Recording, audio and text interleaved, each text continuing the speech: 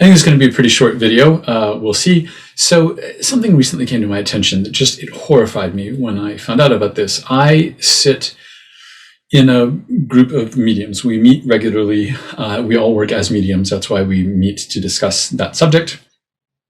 And someone in that group recently was in an online practice circle, the kind that I've talked about in other videos.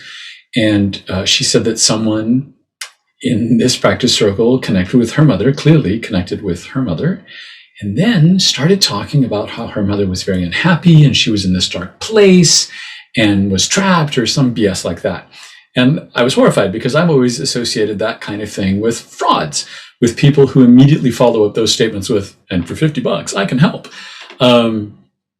Which this woman did not do. She was just talking about the terrible situation that this woman in spirit was in. So I know a lot of professional mediums, people who do this for a living. Some of them are famous. Most of them have been, the ones that I'm thinking of, have been doing this for years or decades, and none of them agrees with that idea that anyone in spirit ends up in a difficult or bad situation after they pass. And that was a little bit challenging for me when I first discovered this world of mediumship. Relatives of mine who were terrible while they were here, terrible to me, really mean, really hostile, have come through really loving and supportive and friendly. Nothing like I knew them while they were here, but the very specific information that mediums get about them, it's obviously those people. So it's hard for me to reconcile that everybody gets better after they pass. Everyone becomes a better version of themselves. Everyone gets a new perspective.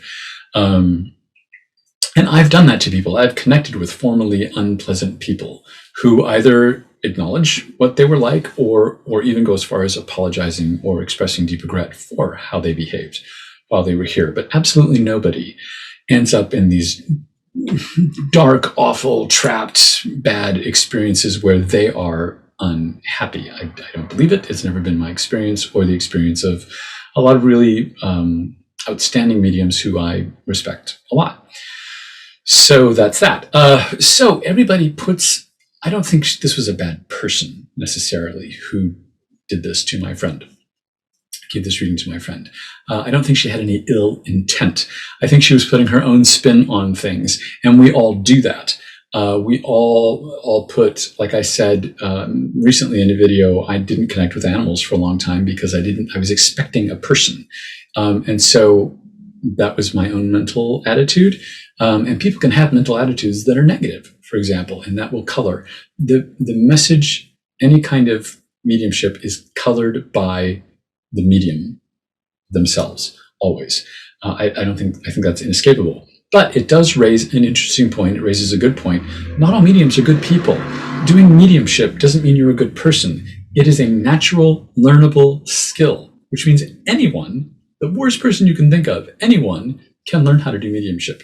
And I think you're less likely to stumble upon it. It's my personal belief that, bad people, quote unquote, bad people are unlikely to encounter that, but they can. So I connected once with this woman in spirit who was a really good communicator. She was really easy, giving me really good detailed information.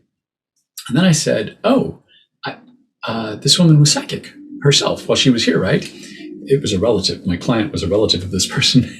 And she said, actually, she was an outstanding medium while she was here. And she was a horrible person because this woman in spirit had been very apologetic about her behavior. So they do not go hand in hand.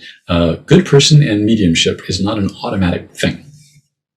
And I wanted to bring that up because if you find yourself, I hope no one will, but if you find yourself putting a negative spin on how they are, now, usually you're mistaking that for how they were while they were here, is how that happens. But no one should ever, and you should never accept someone telling you that your loved one in spirit is in some kind of bad, dark place.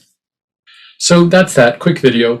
Next week, I want to talk about best practices, some best practices that that have helped me and that I gleaned from other people's experiences that helped them. So tune in for that. And as always, leave your questions or comments below, and I will try to do a video addressing them. Thank you.